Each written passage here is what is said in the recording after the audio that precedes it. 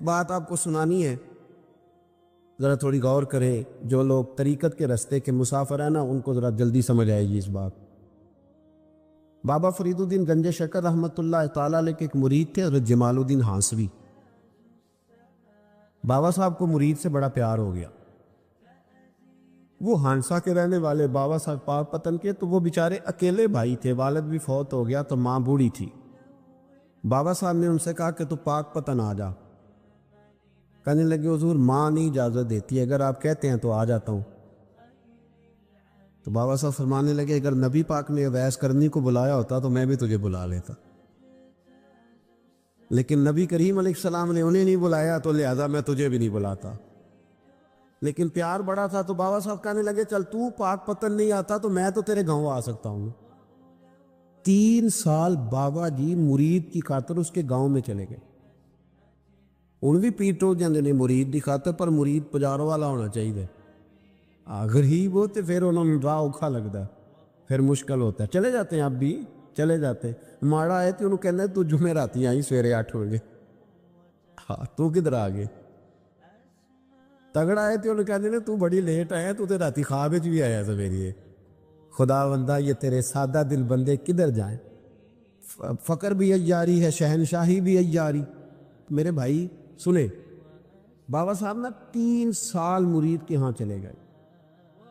3 سال ہانسا میں آپ نے قیام فرمایا. 3 سال. والدہ تو ان کی جلدی انتقال کر گئی، لیکن بابا صاحب وہیں رہ گئے. تو حضرت جمال الدین بڑے خوبصورت تھے، بڑے پیارے تھے، ویسے بھی ادائیں بڑی اچھی تھی ان کی، عالم فاضل. حضرت خواجہ بہاؤالدین زکریا ملتانی ایک دفعہ پاک پتن آئے بابا فرید صاحب کو ملنے، تو انہیں جمال الدین ہانسوی پسند آ گئی. انہوں نے ملتان جا کے بابا فرید کو خط لکھا کہ میرے سارے مرید اور خلفاء لے لے پر اپنا جمال الدین مجھے دے دے. تو بابا صاحب نے جواب میں ایک کی جملہ کا اور بڑا شاندار کہا. کہنے لگے بہاؤالدین حد کرتے ہو، کبھی کسی نے اپنا جمال بھی کسی کو دیا ہے؟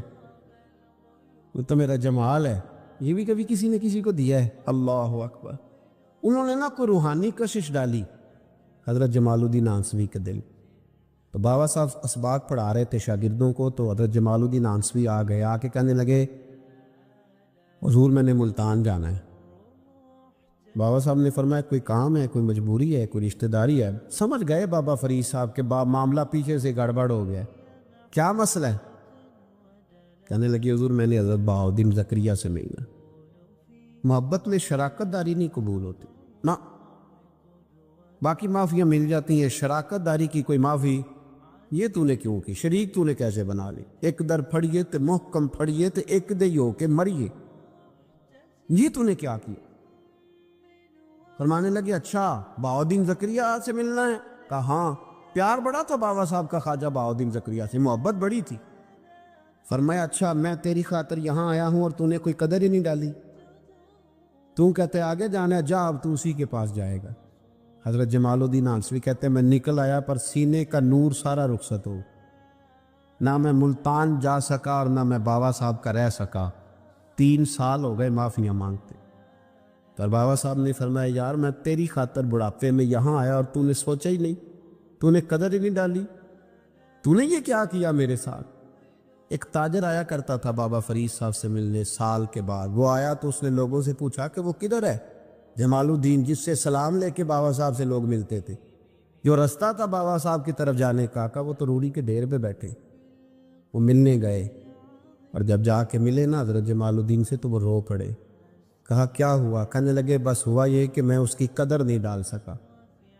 جو قدر مجھے کرنی چاہیے تھی نا یار کی، میں وہ قدر کر سکا، میں قدر نہیں کر سکا، یہ مجھے سزا ملی.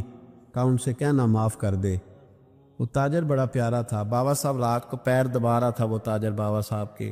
اس کا خیال تھا لوگ سارے جائیں گے تو بات کروں گا. پیر دباتے دباتے ساری دنیا چلی گئی، وہ بیٹھا رہا. بابا صاحب بولے، فرمانے لگے جاتا کیوں نہیں؟ جمال الدین کی بات کرنی ہے، جمال الدین کا ذکر کرنا ہے، چل کر. تو کہا حضور اب دیکھا نہیں جاتا، مہربانی فرمائیں. فرمایا یار اس نے دیکھ میرے ساتھ کیا کیا ہے؟ میں علاقہ چھوڑ کے یہاں آیا اس کی خاطر، اور وہ کہتا ہے میں نے آگے جانا ہے. اس نے توجہ ہی نہیں کی، اس نے میری محبت کو سمجھا ہی نہیں. فرمایا اسے کہنا میں اسے بھولا نہیں، میں روز اس کے لیے دعا کرتا ہوں. جا تو کہتا ہے تو اسے لے آ. حضرت جمال الدین ہانسوی جب آئے نا، اللہ والے پھر بھی سامنے والے پہ الزام نہیں ڈالتے، جب آئے نا تو کمزور ہو گئے تھے، وجود کمزور ہو گیا، آنکھیں باہر نکل آئیں، تو حضرت بابا صاحب انہیں دیکھ کے نا انہیں پھر بھی کچھ نہیں کہا، کہنے لگے فرید الدین، اپنے آپ کو ہی مخاطب، فرید الدین یہ تو نے کیا کیا؟ کوئی اپنے جمال کا اس طرح کا حال بھی کرتا ہے؟ ان کو جب معافی ملی تو وہ رو پڑے، کہنے لگے حضور میرے لیے دعا کریں، اب میں رضا میں ہی پردہ کر دوں۔ ان کا انتقال ہوا اور بابا صاحب نے خود جنازہ پڑھایا۔ سنو بخاری شریف، سنو بخاری، صحیح بخاری، حضرت عمر فاروق رضی اللہ تعالیٰ عنہ فرماتے میں تورات پڑھ رہا تھا، نبی پاک علیہ السلام مسجد نبوی میں آئے تو میں تورات پڑھ رہا تھا، تورات۔ حضور نے آتے پوچھا عمر کیا کر رہے ہو؟ یا رسول اللہ صلی اللہ علیہ وسلم تورات پڑھ رہا ہوں جو حضرت موسیٰ علیہ السلام پہ نازل ہوئی، اللہ کی کتاب۔ نبی کریم علیہ السلام، حضرت عمر کہتے ہیں کبھی مجھ سے ناراض نہیں ہوئے، پر آج حضور ناراض ہو گئے، چہرے پہ جلال آیا، اور محبوب کریم نے فرمایا عمر مجھے اللہ کی عزت کی قسم، اگر آج حضرت موسیٰ حیات ظاہری میں ہوتے تو میرا کلمہ پڑھ کے میری فرما برداری کر، اور تو ان کی کتاب پڑھ رہا ہے، ان کی کتاب۔ مسلمان کو کسی اور طرف نکلنے کی اجازت، یہاں تو گھر میں بھوک ہونا تو بندہ پڑوسی کے گھر سالن لینے جائے، اور اگر ہر چیز تجھے اپنے گھر ملے، ہر خیر تجھے ملے، پھر تو دائیں بائیں کیوں جائے؟ کس لیے جائے؟ تھوڑا سا اپنے اندر استقامت پیدا کریں، دین کی تہذیب کو بچائیں۔ رحمت اللہ علیہ درویش تھے دلی کے، بہت سارے لوگ مرید تھے، ایک بڑا خدمت گزار مرید تھا، مزدوری کرتا تھا، غریب تھا، تو 6 بیٹیاں تھیں اس کی۔ حضرت صاحب کے پاس روز آ کے کہتا حضور بچیوں کے لیے دعا کرے، اللہ کوئی اسباب پیدا کر دے، ایک بچی کی شادی کا خرچہ 1000 دینار ہے اور میں غریب ہوں۔ حضرت صاحب دعا کر دیتے۔ خانقاہ شریف کے تھوڑے ہی فاصلے پر حضرت جہاں بیٹھ کے مریدوں کی تربیت کرتے تھے، اس سے تھوڑا ہی فاصلے پر نا ایک عیسائی رہتا تھا، بڑا مالدار تھا، بڑی سارے اونٹ، گائیں، بھیڑ، بکریاں رکھی ہوئی تھی، اور حضرت شرف الدین رحمت اللہ علیہ کی بڑی مخالفت کرتا تھا۔ اور یہ جو آپ کا غریب مرید تھا یہ اس کا پڑوسی تھا، ایک دن بلا کے نا ان کو کہنے لگا کہ تو کدھر جا کے جو ہے وہ ٹکرے مار رہا ہے، وہاں بھی کچھ نہیں ملنے والا، وہ تجھے کیا دیں گے جن کی خانقاہ خود چندے پہ چلتی ہے، مدرسہ چندے پہ چلتا ہے، مسجد چندے پہ چلتی ہے، تیری بیٹی کا معاملہ کہاں حل ہوگا؟ اس درویش نے کہا کہ تو میرے پیر کو نہیں جانتا، تو مجھے میرا محبوب نہیں ڈٹھا، تو پتہ نہیں نا، تو اس رستے کا مسافر نہیں، تو نہیں جانتا، ان کا بس چلے نا تو وہ ہر قیمت میں میری بیٹیوں کی شادی کرا دے۔ اب وہ عیسائی تھا، کہنے لگا اچھا چلو ٹھیک ہے، اگر اتنی بات ہے نا تو جاؤ ان سے جا کے کہہ دو کہ 6 سال کے لیے میرے ساتھ معاہدہ کر لیں، وہ میرے جانوروں کو چارہ ڈال دیا کرے، 6 سال ڈیوٹی کرے، میں 6000 دینار دے دیتا، وہ میرے ساتھ 6 سال میرے جانوروں کو چارہ ڈالے رکھتے ہیں نا، اب چارہ ڈالنے کے لیے ایڈوانس پیسے دے کے، اب تو لوگ انہیں بھی غلام ہی بنا لیتے ہیں، بڑی تھوڑی تنخواہ دیتے ہیں، ظلم کرتے ہیں، پورا معاوضہ نہیں دیتے۔ حضرت شیخ شرف الدین کے بارے میں وہ کہنے لگا جب اپنے پیر سے جا کے کہہ کہ میرے جانوروں کو 6 سال چارہ ڈالے، میں 6000 دے دیتا ہوں، تو جو کہتا ہے ہر قیمت پہ جانے کو تیار ہے۔ اس نے جب یہ بات کی تو مرید نے ناراض ہو گیا، وہ لڑائی ہو گئی، گربان پکڑ لیا، جھگڑا ہوا، بات بڑی دور گئی، اس طرح کی بات کرتا میرے حضرت کے بارے میں، تیرے جیسے کہیں میں وہاں کام پہ رکھا دوں۔ جب وہ بڑی بحث ہوئی، بات محلے میں، علاقے میں پھیل گئی، دنیا نے سن لی تو شیخ شرف الدین تک بھی پہنچ گئی، اس طرح جھگڑا ہوا ہے۔ لوگ سو گئے عشاء کی نماز کے بعد، حضرت صاحب نے نا سر پہ کپڑا لیا، اس عیسائی کے دروازے پہ دستک دی، وہ باہر آیا، فرمانے لگے لوگ تو سوچ سمجھ کے ملازم رکھتے ہیں، تو نے بھی تو سوچ ہی لیا ہوگا، تبھی تو مجھے آفر کی ہے، تو اپنی آفر پہ قائم ہے، واقعی مجھے رکھ لے گا اور 6000 دینار دے دے گا؟ کہنے لگا جا بابا کام کر اپنا۔ فرمایا نہیں، تو نے اتنے لوگوں میں بات کی، اتنی بحث ہوئی، تو قائم ہے؟ کہنے لگا میں تو قائم ہوں، پر آپ نے نہیں قائم رہنا۔ فرمایا میں سوچ سمجھ کے آیا۔ اس نے کہا آپ ڈیوٹی کریں گے، بحثوں کو چارہ ڈالیں گے؟ فرمایا ایک شرط، بس جب اذان ہو جائے نا تو مجھے رب کی نماز پڑھنے کی اجازت دے دے، باقی صبح و شام جو تو کہے گا۔ اگر اس غریب کی بیٹیاں بیائی جائیں تو مجھے اور کیا چاہیے، اس کی 6 بیٹیوں کا بوجھ ہے اس کے سر پہ، تو مجھے رکھ لے۔ اللہ اکبر۔ وہ کہنے لگا چلے پہ میرے ساتھ خط بندگی کر لے، آج کل ہم اس کام کرتے ہیں، اس زمانے میں خط بندگی ہوتا تھا، غلامی کا خط، قاضی شہر کے پاس، یعنی اس کا خیال تھا کہ چلو اس کام کی بات کروں گا تو بھاگ جائیں گے۔ فرمایا چل میں تیار ہوں۔ قاضی تک گئے، طے ہو گیا، 6,000 دینار دے دیے۔ حضرت نے مرید کو بلایا، فرمایا پتر یہ لے جا، جا میری بیٹیوں کو روانہ کر دے۔ کہنے لگا حضور یہ کیا کر رہے ہو آپ، کچھ سوچے؟ فرمایا یار جب تجھے بیٹا بنا لیا تو پھر میری پوتیاں تو لگتی ہیں نا، میرا حق تو بنتا ہے نا، جا کے ڈیوٹی کر، ان کو بیاہ دے۔ بات پھیل گئی، بادشاہ بھی عقیدت مند تھا، وہ 12,000 دینار لے کے پہنچا۔ کیا بتاؤں ان رب کے بندوں کا دل کیسا ہوتا ہے، کیا درد ہوتا ہے، کیا رنگ۔ 12,000 دینار لے کے بادشاہ آیا اور آ کے حضرت کو پیش کیے کہ حضور آپ دیں اس عیسائی کو ڈبل دیں اور جائے کام کریں۔ آپ فرمانے لگے تو پیسے دے، شرطیں نہ لگا، میرا جہاں دل کرے گا میں خرچ کروں گا، مجھے تو مزہ ہی اب آنے لگا ہے، ابھی تو لطف آ رہا ہے، ابھی تو ذائقہ آیا ہے کچھ کرنے کو، پیسے دینے ہیں تو دے، پابندی نہ لگا، جہاں میرا دل کرے گا میں۔ اس نے کہا حضور ٹھیک ہے رکھ لے۔ حضرت نے فجر مسجد میں پڑھی، جیب میں 12,000 دینار تھے، اعلان فرمایا بھی کسی اور کی بیٹی بھی بیٹھی ہے تو پیسے میرے پاس ہے۔ وہ 12,000 دینار بھی بانٹ دیا، اور 12,000 دینار بانٹ کے نا تو پھر چلے گئے کھیت میں چارہ کاٹنے۔ اس عیسائی کو کسی نے بتلایا کہ ان کے پاس تو 12,000 آیا ہے پر تجھ سے جان نہیں چھڑائی انہوں نے، وعدہ یہ ہوا تھا کہ 6 دیں گے تو جائیں گے، جب تک دیں گے نہیں تیرے گھر میں کام کریں گے۔ وہ نا چارہ کاٹ رہے تھے، حضرت صاحب تو وہاں پہنچ گیا، دور جا کے کھڑا ہو گیا، کہنے لگا بابا پہلے تو میں نے مسلمانوں کے اخلاق سنے تھے، اب تو میں نے دیکھ بھی لیے، پر یہ بتا جب 12,000 آیا تھا جان کیوں نہیں چھڑائی؟ تو حضرت چارہ کاٹتے کاٹتے رو پڑے، فرمانے لگے تو نہیں نہ جانتا یہ بیٹیاں سانجھی ہوتی ہیں، پتہ نہیں نا، میرے رسول پاک نے تو خاتم تائی کی بیٹی کے سر پہ کپڑا رکھ کے کہا تھا بیٹیاں برابر ہوتی ہیں، تو یہ نہیں پتا جب اس کی 6 بیٹیوں کی شادی ہوئی ہے میرے اندر روحانیت کتنی بڑی ہے۔ فرمایا پھر 12,000 آیا ہے تو 2-4 بچیاں پھر گئی ہیں، یہ نہیں پتا میں اندر سے راضی کتنا ہوں، میں تیری نوکری کرتا رہوں گا، پتہ نہیں اللہ کتنی بیٹیوں کو بیاہ دے گا۔ اتنا رویا وہ عیسائی کے پیروں میں بیٹھ گیا، کہنے لگا بابا میں نے تیری مخالفت کی ہے پر تیرے قریب آ کے پتہ چلا ہے تو بہت اونچے اخلاق کا مالک ہے، اور اگر تیرا یہ مقام ہے تو تجھے اخلاق سکھانے والے محمد عربی کی شان کتنی ہے جی۔ امام مالک کے پاس ایک بندہ آیا، اس نے کہا حضور میں درزی ہوں، ایک ظالم بادشاہ مجھ سے کپڑے سلواتا ہے، میں تو ظالموں کا مددگار نہیں نا، ایک ظالم بادشاہ مجھ سے، حضور میں تو مددگار نہیں نا ظالموں کا، جو فرمایا ظالموں کا مددگار بھی ظالم ہوتا ہے، تو کپڑے لے کے آتا ہے میں سی کے دے دیتا ہوں، ذمہ داری نہیں صحیح۔ یہ ایک آدمی دکاندار ہے، اس سے کوئی بندہ چیز خریدنے آئے گا تو تھوڑی کہے گا میں نے نہیں دے دی، تو دے گا۔ کوئی بندہ اگر کسی شخص سے کوئی کام کہتا ہے جو اس کی فیلڈ ہے، اس کا شعبہ ہے، اس کا معاش کا وہ سلسلہ ہے، کہتے یا رسول اللہ صلی اللہ علیہ وسلم ظالموں کا مددگار بھی ظالم، حضور نے فرما دیا۔ تو امام مالک سے بندے نے مسئلہ پوچھا، دل کی تختی پہ لکھنے والی باتیں ہیں، کہا حضور میں درزی ہوں، ظالم کپڑے سلواتے، میں تو مددگار نہیں نا۔ امام صاحب کہنے لگے نہیں، مددگار تو وہ ہوگا جو تجھے سوئی دھاگا فراہم کرے گا، تو تو پورے کپڑے سی کے دیتا ہے، تو خود بہت بڑا ظالم، تو پورے سوٹ سی کے دیتا ہے، تو بہت بڑا ظالم خود ہے۔ مددگار تو وہ ہوگا جو تجھے دھاگا دے گا، جو تجھے بٹن دے گا، جو تجھے نلکی دے گا، جو ظالم سے اتنی نفرت ظلم کر کے بنتا ہے۔ یہاں تو ہمارے زمانے میں ہیرو بن جاتے ہیں لوگ، ظالم ہیرو ہے، لوگ اس سے ڈرتے پھرتے گھومتے پھرتے، اور بہت سارے کم مزاج لوگ اس کے پیچھے ہاتھ باندھ کے پھرتے ہیں۔ ظالموں کی مدد کرنا، ظالموں کے ساتھ رہنا، یہ ظلم ہے، ظلم، یہ زیادتی ہے۔ میرے نبی پاک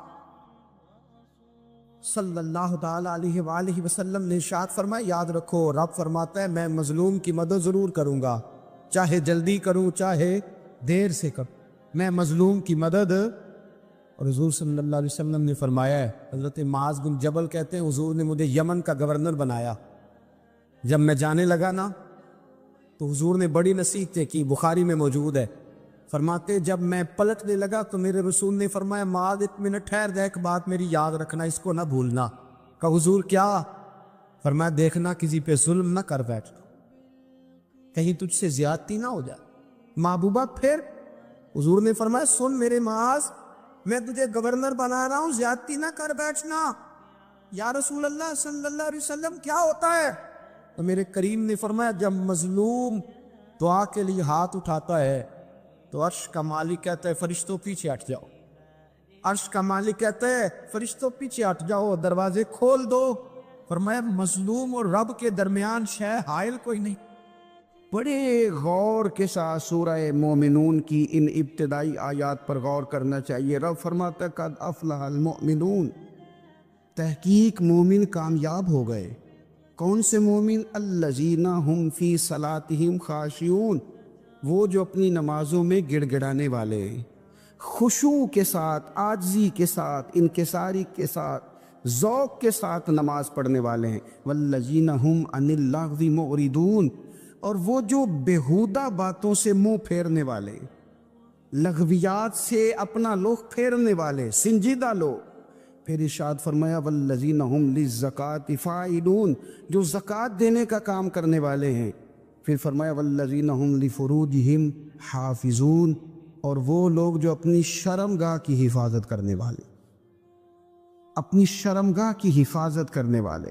الا علی ازواجہم، مگر یہ کہ اپنی بیویوں پر، او ما ملکت ایمانہم، یا اپنی شرعی باندیوں پر.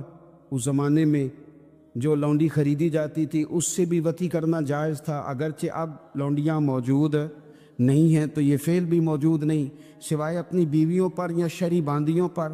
فإنہم غیر ملومین، فرمایا جو یہ کام کرے اس پر کوئی ملامت نہیں ہے. اپنی بیوی کے پاس شرعی طریقے سے جائے یا باندی کے پاس جائے. فمن ابتغى وراء ذلك، اور جو آدمی اس کے بعد اس حد سے بڑھے، اس کے سوا کچھ اور کرے جو بندہ، فرمایا فاولئک هم العادون، یہ لوگ حد سے بڑھنے والے، جو لونڈیوں اور باندیوں کے علاوہ، اپنی بیویوں کے علاوہ کسی اور جگہ گندگی کریں، یہ حد سے بڑھنے والے، حدوں کو کراس کرنے والے لوگ ہیں. پھر ارشاد فرمایا والذین هم لاماناتہم وعہدہم راعون، اور وہ جو اپنی امانتوں اور اپنے وعدوں کی رعایت کرتے ہیں، امانتیں ادا کرتے ہیں، وعدے پورے کرتے ہیں. اور وہ لوگ جو اپنی نمازوں کی حفاظت کرنے والے ہیں، جن میں یہ خوبیاں آ گئیں. میرا رب فرماتا ہے نماز میں خشوع وضو حاصل ہو گیا، فضولیات سے بچ گئے، زکوٰۃ ادا کرنے والے بن گئے، شرمگاہ کی حفاظت کرنے والے بن گئے، امانتیں عہد پورے کرنے والے بن گئے، اپنی نمازوں کے محافظ ہو گئے. اللہ اکبر، قربان جائیں. مالک فرماتا ہے اولئک هم الوارثون، یہی لوگ تو وارث ہیں. یا اللہ کس چیز کے؟ فرمایا الذین یرثون الفردوس، یہ لوگ جنت کے وارث ہیں، یہ جنت کے وارث ہیں یہ لوگ. ہم فیہا خالدون، اور فردوس سے، جنت سے نکالے نہیں جائیں گے، ہمیشہ ہی جنت میں رہیں گے. یہ آیات اللہ کا مطالبہ بھی ہے، یہ آیات صحابہ، اہل بیت، اولیاء اللہ، ان تمام کی سیرت کا عکس بھی ہے. اور سب سے بڑھ کر سیدہ عائشہ صدیقہ فرماتی ہیں یہی تو آیات ہیں جنہیں اچھی طرح سمجھ لو گے تو تمہیں مدینے والے کے اخلاق بھی سمجھ میں آ جائے، حضور کے اخلاق بھی تمہیں سمجھ میں آئے. بڑے غور کے ساتھ سورہ مومنون کی ان ابتدائی آیات پر غور کرنا چاہیے. رب فرماتا ہے قد افلح المؤمنون، تحقیق مومن کامیاب ہو گئے.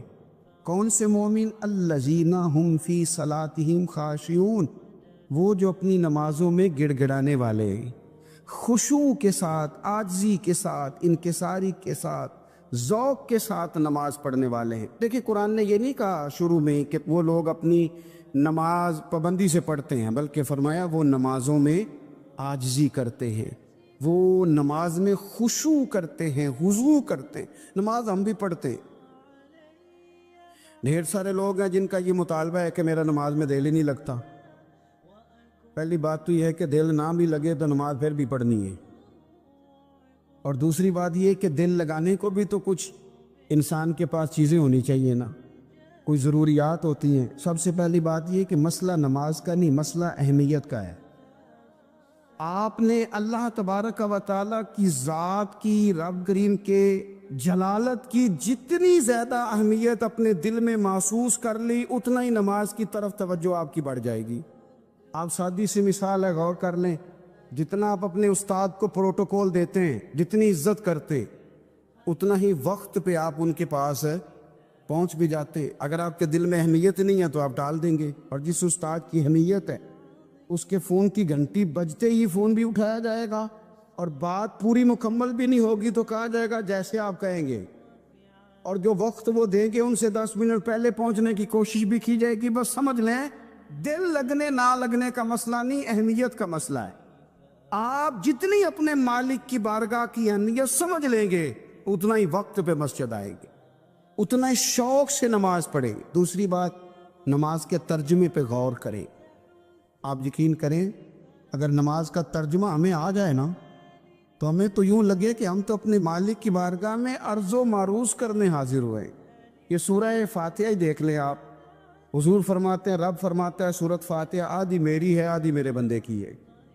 جب اس نے کہا الحمدللہ رب العالمین الرحمن الرحیم مالک یوم الدین ایاک نعبد و ایاک نستعین، جب یہاں تک وہ لفظ کہتا ہے تو یہ حصہ میرا تھا، اس نے اپنے رب کی تعریف کی، اور جب کہا نا اس نے اہدنا الصراط المستقیم، اب بندے نے التجائیں شروع کر دی۔ اس نے کہا کہ مالک بھی تو ہے، رحمان بھی تو ہے، رحیم بھی تو ہے، عبادت بھی تیری کرتے ہیں تو مدد بھی تو تجھی سے مانگنی ہے نا، اب مہربانی فرمانا اہدنا الصراط المستقیم، ہمیں سیدھا راستہ دکھا دے، صراط الذین انعمت علیہم، ان لوگوں کا راستہ دکھانا جن پر تو نے انعام کیا ہے، غیر المغضوب علیہم ولا الضالین، ان کے راستے پہ نہ چلانا جن پر تیرا غضب ہوا، جو گمراہ ہو گئے ان کے راستے۔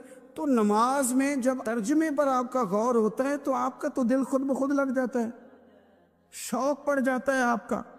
تو اتنی چیزیں ہم زندگی میں یاد کرتے ہیں، تو اگر ترجمہ بھی نماز کا یاد کر لیں اور پھر شوق سے پڑھیں تو آپ یقین کریں طبیعت کھنچی چلی آئے گی۔ ہمارے یہاں کچھ لوگ نماز پڑھتے ہیں پر بڑی لاپرواہی سے پڑھتے ہیں، کبھی ادھر دیکھتے ہیں کبھی ادھر دیکھتے ہیں، کبھی بال سہلاتے ہیں۔ اور میں نے دیکھا ہے سجدے جا رہے ہیں تو سیانے سیانے بندے کبھی کپڑے کو چھیڑ رہے ہیں، کبھی جگہ کو چھیڑ رہے ہیں۔ میرے نبی کریم صلی اللہ تعالی علیہ وسلم نے فرمایا ان لوگوں کا کیا حال ہے جو اپنی نماز میں نظریں آسمان کی طرف اٹھاتے ہیں، رکوع سے اٹھے تو اوپر دیکھنا شروع کر دیا، کیا حال ہے ان کا۔ اور پھر حضور نے ایک موقع پر تو سختی فرمائی، فرمایا جو نماز پڑھتے اپنی نظریں آسمان کی طرف اٹھاتا ہے وہ باز آ جائے، ورنہ ایسا نہ ہو کہ رب اس کی آنکھیں ہی چھین لے، وہ باز آ جائے اس کام سے۔ خشوع کے ساتھ نماز پڑھے، عاجزی کے ساتھ نماز پڑھے، اس کا دل لگا ہوا ہو نماز کے اندر۔ میرے نبی پاک صلی اللہ تعالیٰ علیہ وآلہ وسلم کے غلام حضرت انس بن مالک رضی اللہ تعالیٰ عنہ فرماتے کہ رسول پاک صلی اللہ علیہ وسلم نے مجھ سے فرمایا تھا کہ بیٹے نماز میں ادھر ادھر دیکھنے سے بچو، کیونکہ فرمایا نماز میں ادھر ادھر توجہ کرنا یہ بندے کو ہلاک کر دیتا ہے، ہلاکت ہے اس میں۔ اگر تم نے ادھر ادھر توجہ کی، نماز تم مالک کی بارگاہ میں کھڑے ہو اور تم دیکھ ادھر ادھر رہے ہو، تو ایک تو نماز عاجزی کے ساتھ۔ پھر فرمایا والذین ہم عن اللغو معرضون، وہ لوگ جو فضول باتوں سے، لغویات سے اپنا منہ پھیر لیتے ہیں، فضولیات سے۔ ہمارے یہاں نا بہت سارے لوگ ایسے ہیں کہ بلا وجہ ان چیزوں میں دلچسپی لیتے ہیں جو ان کے مطلب کی نہیں ہے، ان کے مطلب کی مطلب آپ کسی سے ملنے کہتے کیا حال ہے، ٹھیک ہے جی، بچوں کا کیا حال ہے، ٹھیک ہے، بچے کتنے ہیں؟ تو بھئی آپ کو جب پتہ ہی نہیں تھا کتنے ہیں تو حال کیوں پوچھا آپ نے؟ آپ کرتے کیا ہیں؟ آپ کا بڑا بھائی کیا کرتا ہے، چھوٹا بھائی کیا کرتا ہے، ابا جی کیا کرتے ہیں؟ بھئی آپ کے مطلب کی بات نہیں، آپ مطلب کی مقصد کی بات کریں، بے مقصد باتوں میں الجھنے کی ضرورت نہیں ہے۔ دیکھیں اپنا ادارہ میں چلاتا ہوں، اپنا گھر آپ چلاتے، اپنی ڈیوٹی آپ کرتے، آپ کو زیادہ بہتر پتہ ہے کہ آپ اپنا گھر کیسے چلا رہے ہیں، مجھے زیادہ بہتر پتہ ہے کہ میں مدرسہ مسجد، مجھے زیادہ بہتر پتہ ہے اس کے اندر کون سی اصطلاح کس طرح کرنی ہے، یہ مجھ سے زیادہ بہتر کوئی بندہ جانتا نہیں۔ اب ہم کیا کرتے ہیں، جب ہم دوسرے کے کام میں مداخلت کرتے ہیں تو دو نقصان ہوتے ہیں، ایک تو اس کے ساتھ ہمارا رائے کا اختلاف ہو جاتا ہے، اور دوسرا ہمارے اپنے بہت سارے کام رہ جاتے ہیں، کیونکہ ہماری توجہ ہی دوسرے کی جانب تھی، اپنے بڑے سارے کام رہ جاتے۔ اس لیے بہت ساری ایسی چیزیں ہیں جن میں بلا وجہ کوئی مقصد نہیں. ہم پرانے لوگوں سے باتیں سنا کرتے تھے, ہمارے بزرگ کہا کرتے تھے جڑے پنڈ جانا نہیں, جڑے پنڈ جانا نہیں وہ راہ پوچھنے دی کی لغویات میں نہ الجھے, فضولیات میں نہ الجھے, یعنی ٹو میں رہنا, ٹو میں. آپ یقین کریں میں نے پرسنلی طور پہ اس چیز کو محسوس کیا ہے کہ ہمارے بہت سارے اہم حقوق صرف اس لیے مس ہوتے کہ ہماری اپنے سے زیادہ توجہ سامنے والے پہ ہوتے. سامنے والے میں نے دیکھا بڑے بڑے عجیب سوال اور بڑے بڑے انوکھے سوال, مطلب یہ کہ اتنی لمبی چوڑی, اور لوگوں کو بڑا پتہ ہوتا ہے یہ فلاں آدمی جو ہے اس کے بچے کتنے ہیں, وہ بیاہ کہاں پہ, کس کس علاقے میں ان کی شادیاں ہوئی ہیں. اتنی تفصیلات کی ہمیں ضرورت نہیں ہے. ہم سے تو ہمارے بارے میں پوچھا جائے, تو ہمیں اپنا معاملہ بڑا صاف ستھرا. دیکھیں کیا سونی بات کی مدینے والے رسول, قربان جائیں حضور کے جملوں پر. ایک شخص نے پوچھا حضور سونا اسلام کون سا ہے, خوبصورت مسلمان کون ہے؟ تو نبی پاک صلی اللہ علیہ وسلم نے فرمایا وہ خوبصورت مسلمان ہے جو بات اس کے مقصد کی نہیں, بے معنی ہے وہ بات وہ چھوڑ دے. بے مقصد باتوں سے الجھنا جو بندہ چھوڑ دے وہ مسلمان بڑا سونا مسلمان ہے. ہم کمزور اس لیے ہوتے ہیں کہ ہماری توجہ زیادہ دوسروں کی باتوں پر پڑتی ہے. پھر فرمایا والذین هم للزکاۃ فاعلون, وہ لوگ جو زکوٰۃ دینے کا کام کرتے ہیں, صدقات کرتے ہیں, خیرات کرتے ہیں, وہ کامیاب ہو جاتے ہیں. پھر فرمایا والذین هم لفروجہم حافظون, وہ جو اپنی شرمگاہ کی حفاظت کرتے ہیں. نوجوان میری بات پر توجہ کریں. فرمایا وہ لوگ جو اپنی شرمگاہ کی, والذین هم لفروجہم حافظون, وہ لوگ جو اپنی شرمگاہ کی حفاظت کرتے. حضور غوث پاک رضی اللہ تعالیٰ عنہ فرمایا کرتے تھے دو چیزیں انسان اپنی سنبھال لینا, ایک پیٹ اور ایک شرمگاہ. تو فرماتے تھے ولایت اس کے بڑی قریب آ جاتی. ہم نہ ان لذات میں الجھ جاتے. سیانے سیانے بندے روٹی کمر سیدھی کرنے کے لیے کھانی چاہیے, زبان کے ذائقے کے لیے نہیں کھانی چاہیے. یہ زبان کا ذائقہ لگ جائے یہ کہیں کا نہیں چھوڑتا انسان. اپنی شرمگاہ کی جو لوگ حفاظت کر لیتے, کوئی بڑے سے بڑا گناہ کرنے سے بھی بندہ کافر نہیں ہوتا, بندہ کفر کرنے سے کافر ہوتا ہے. گناہ بڑے سے بڑا کرنے والا بھی گناہ گار ہے, کافر نہیں. لیکن بعض گناہ ایسے ہیں جو جس وقت بندہ کر رہا ہوتا ہے اس وقت وہ مومن نہیں ہوتا. میرے نبی کریم صلی اللہ تعالیٰ علیہ وسلم نے فرمایا جب کوئی شرابی شراب پیتا ہے اس وقت مومن نہیں ہوتا. جب کوئی چور چوری کرتا ہے تو اس وقت مومن نہیں ہوتا, اور جب کوئی زانی زنا کرتا ہے تو تب وہ مومن نہیں ہوتا. اتنی دیر کے لیے اس کے دل سے ایمان نکال لیا جاتا ہے. یہ جو ہمارے لڑکے بن سنور کے نکلتے ہیں, یہ جو میک اپ کا خرچہ لڑکیوں کے برابر لڑکوں کا ہوتا جا رہا ہے, یہ جو لڑکے بھی رات کو چہرے پر کریم لگا کر کے سوتے, یہ بتا سکتے ہیں کہ مقاصد کیا ہے؟ بتا سکتے ہیں؟ یعنی بچے بھی بغیر شیمپو کے بال نہیں دھوتے, مثلا کیا کرنا ہے آپ نے اس کا؟ بڑی بڑی قیمتی چیزیں جو ہیں وہ آپ نے رکھی ہوئی ہیں, مقصد کیا ہے؟ یہ جو ہمارے بچے بن سنور کے نکل رہے ہیں تو کیا دعوت دے رہے ہیں سوسائٹی کو؟ شارٹ نکرے پہن کے جو نکلے ہوئے, اریاں لباس پہن کے نکلے ہوئے. اقبال نے کہا تھا دیار مشرق ہوس میں غلطاں, شباب اریاں شراب اسیاں, جسے بھی دیکھو غری کے اسیاں. ہم ایسی تہذیب کیا کریں گے؟ شباب اریاں, تم نے اپنی جوانی ننگی کر ڈالی ہے ساری معاذ اللہ. کن مقاصد کے لیے؟ میں وہ اعداد و شمار بتا نہیں سکتا. ہمارے ہاں گاند سستا ہو گیا ہے, لوگوں نے گناہ تک پہنچنا آسان بنا دیا ہے. آپ دیکھ لیں گندگی دروازے پہ اور گند موبائل میں. کیسے بچائیں ان بچوں کو؟ کیا کریں؟ کلیجے پھٹتے. ابھی باتیں سوچتے ہیں تو سوچتے ہیں آنے والی نسل کو کہاں لے جائیں, کہاں چھپائیں, کیا ایسا کریں کہ یہ بچ جائیں. خدا را قربان جائیں حضرت